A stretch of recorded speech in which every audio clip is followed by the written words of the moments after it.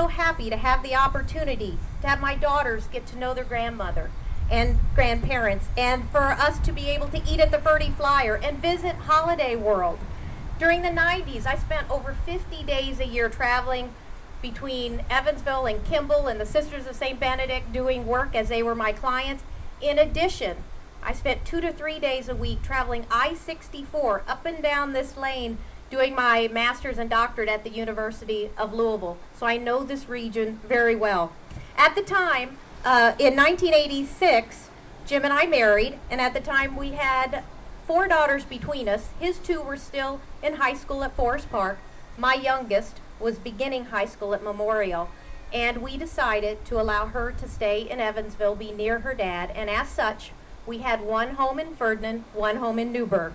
Friday nights I spent in Ferdinand, Saturday nights Jim spent in Newburgh. So we love it here though. We built 2 years ago and we are just thrilled to be here and plan to grow old here as well.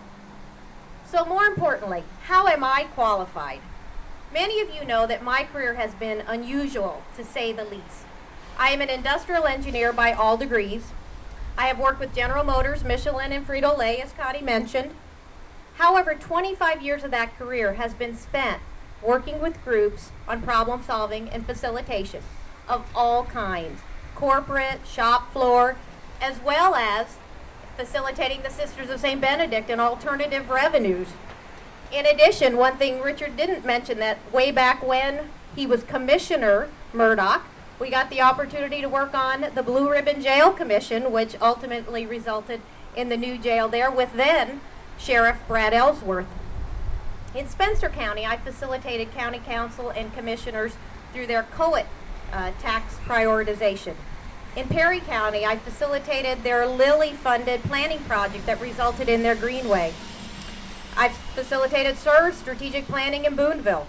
Over the last few years, I've had the pleasure of facilitating Ferdinand's 10-year vision, as well as their Indiana Hometown Competitiveness Program. Behind all of this facilitation is a core process that really values 3 things: different points of view, creativity, and consensus. In 2006, I joined the University of Southern Indiana as the founding director of the Center for Applied Research, which does, as Connie said, allow me to really leverage faculty, staff, and students to do projects for communities, businesses, and organizations across Southwest Indiana. A couple of those recently have been Tri-County YMCA's market feasibility study and Du Bois County Chamber's survey. This past year, I partnered with Ball State to identify and develop a database of over 5,000 projects in communities right now that might be able to be funded by EDA or stimulus funding. Last month, as you heard, the Center for Applied Research was awarded the Federal Laboratory Consortium's Partnership Award with Crane, where we've helped to develop an innovation discovery process that increases dramatically their patent production. So last year I was invited to participate in the Richard Lugar Series, which is now in its 20th year. It prepares women to be more politically engaged, as less than 20% of our state legislators are women right now.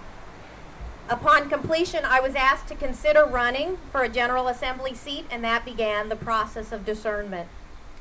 My decision was made on Jim and my trip to Mount Rushmore this summer. We started with a visit in Springfield, Illinois, to really learn about Lincoln's years as an Illinois representative. On the way home, we came through Iowa and Herbert Hoover's Presidential Library.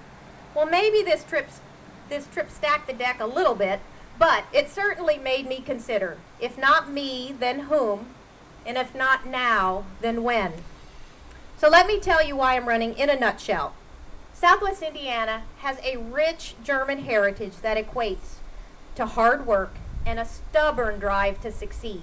We do what we do well. However, these strengths sometimes cause us to think that we can continue as we are. Well, the world doesn't work that way. Announcements like Whirlpool's recent plant closings shake our regional economy as those commodity manufacturing jobs move to more cost-effective locations. We are not insulated or unaffected by the changing global economy. We must create a thriving economy which includes high-value industries resulting in high-paying jobs. We must enable our schools to graduate students who are college and career ready to take on both the traditional jobs and the high intellect jobs of the future. We must encourage individuals to start new businesses and to bring those high-tech industries here, creating new jobs for our college-educated children to return to. And we must continue to grow our infrastructure in the region: roads, broadband, rail, water, airports. I'm running because these challenges and opportunities that we face in Southwest Indiana are far too great to stay on the sidelines. We can do better. The incumbent has had over a decade to work these issues. I am already working with the state, Crane, and other regional organizations to make Southwest Indiana better. It is time to bring a new voice and new energy to Indianapolis, not only to represent Southwest Indiana, but to be an effective problem solver and a consensus-building facilitator of change. But this will only happen with your help. Here is what you can do. First, let your family, friends, and neighbors know that I am committed to representing Southwest Indiana as their District 74 representative. Invite me into your homes and organizations to listen, learn, and share. I do not presume to understand all the issues and challenges you and your neighbors face. Teach me. Volunteer to help our campaign. Though I will not let any of you work harder than me, we cannot win without your help.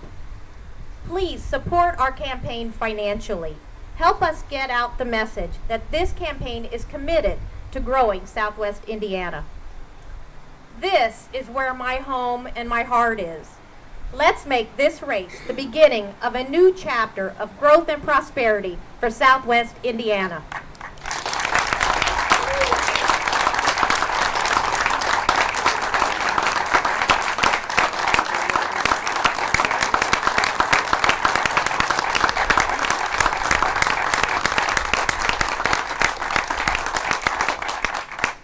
So much.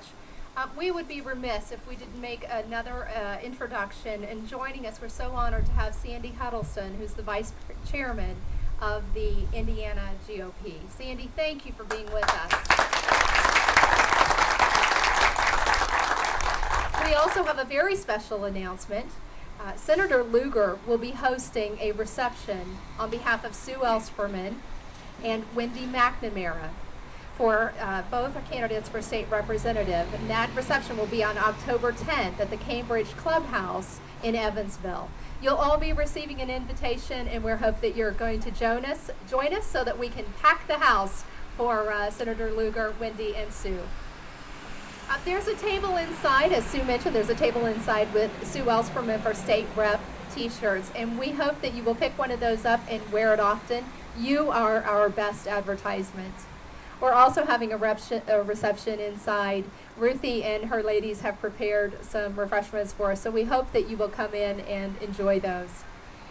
And next, we're accepting your financial contributions today, so please see Sue, Jim, Dave, or myself, and we'd be happy to talk with you. We hope you'll join in the campaign. We hope you'll join in today's celebration, and we look forward to seeing you often as we support Sue for state representative.